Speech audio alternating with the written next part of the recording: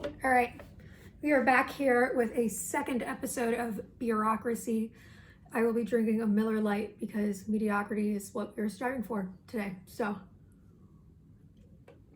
cheers to me. So obviously there was a white supremacist insurrection coup that happened 5 days ago now, and there's been a lot of talk about how to remove a sitting president. The few things that you've probably been hearing the most are 25th Amendment and impeachment proceedings. So I will be going through what both of those things are and then what the process is in order to use them to get a president out of office. So let's start with the 25th Amendment. 25th Amendment is what it can only really describe as a quarter-life crisis in its entirety. Basically, what happened in 1965 is when it first was introduced. Basically, like Congress, after like 200 years, were like, oh, we're only nominating, the only people in office are either super old or people hate them, and they're either going to die of a heart attack or someone's going to kill them.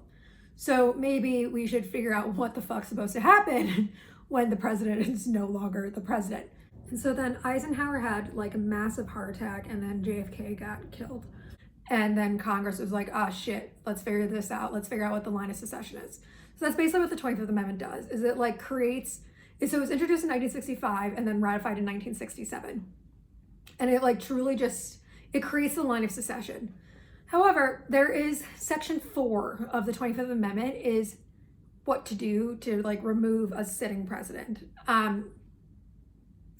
The 25th Amendment is kind of a clusterfuck. Like, it's made so it's really difficult to remove a conscious president. It's like mainly for like presidents that like went to surgery and never came out or got hit by a bus, like Mean Girl style. So it's difficult to remove a sitting conscious president that still has like a will of their own. But basically what happens is in the 25th Amendment, it comes down to the vice president, and there's two different methods to go about it. And you can be the vice president and the cabinet of the president, or you can be the vice president and a disability review panel. And I'll get through disability review panel so we can just get out of the way, because it's not how this process would go down. So disability review panel is, it's like would have to be created in Congress. Like there's the concept of it, and I think it's called Presidential Disability Review Committee or something like that. And it was introduced past Congress, but obviously did not get what it needed to become a law. And that's the thing, it would have to become a law like in order to be created. And they would have to like be like the who, the what, the where, the why, like give it childhood trauma and extracurricular activities and like create a little baby law in a petri dish, and then the president, who is active, which I think is highly entertaining, will then have to sign this law that's investigating his sanity and is like a law. So the process of it becoming like an actual thing is highly unlikely, especially when there's like 9 days left of Trump's presidency and time in office. So the like other way that will, if the 25th Amendment were to go down, would be the most like logical, is the vice president and then the cabinet members. And basically what it says is that half of the cabinet, so there's 15 cabinet members, and then half of that, so like simple majority, so it would be 8. So like half plus 1, and that's 8.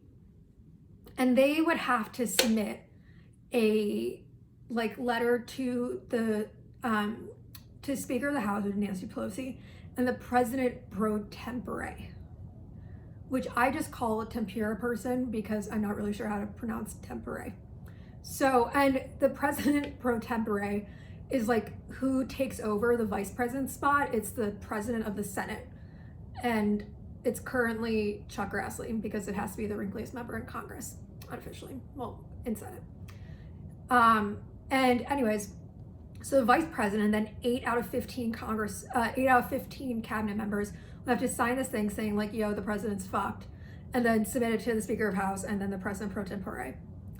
Or tempura man. And then they would say, all right, cool, you're the president now.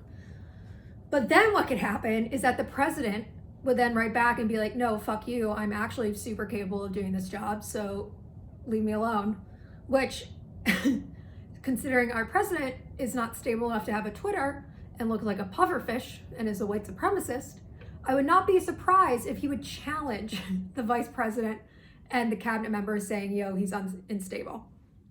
Also, by the way, I don't know if you noticed that 2 cabinet members stepped down, Elaine Chao and Betsy DeVos. So what happens when that happens is the next in line is the one who comes in charge of that cabinet, and then they would be voting. Also, that's a bitch ass move because they're trying to save face and they don't actually also want to get on like Republican bad side. So if you see cabinet members resigning, it's because they're bitches.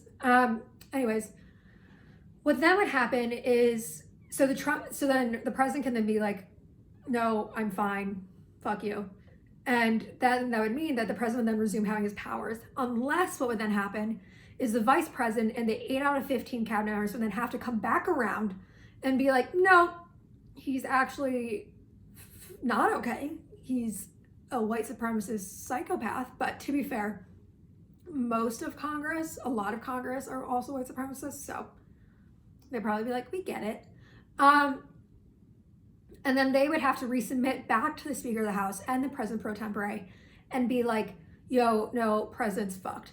And then what would happen is that the Speaker of the House, so then Congress would have 20 fun days to decide to vote and to whether or not to fully remove the president's powers. And it would require a 2/3 vote in each house.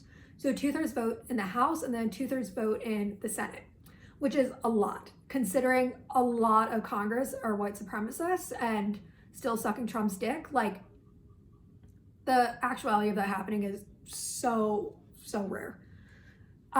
Of course, this only happened if the president responded to the initial 25th Amendment enacting and was like, no, I'm fine. So this is like the second time around, which is why I said this amendment's kind of a clusterfuck. But it's also why it's made to be difficult to remove a conscious president. So that's the 25th Amendment. And then we're going to go to impeachment.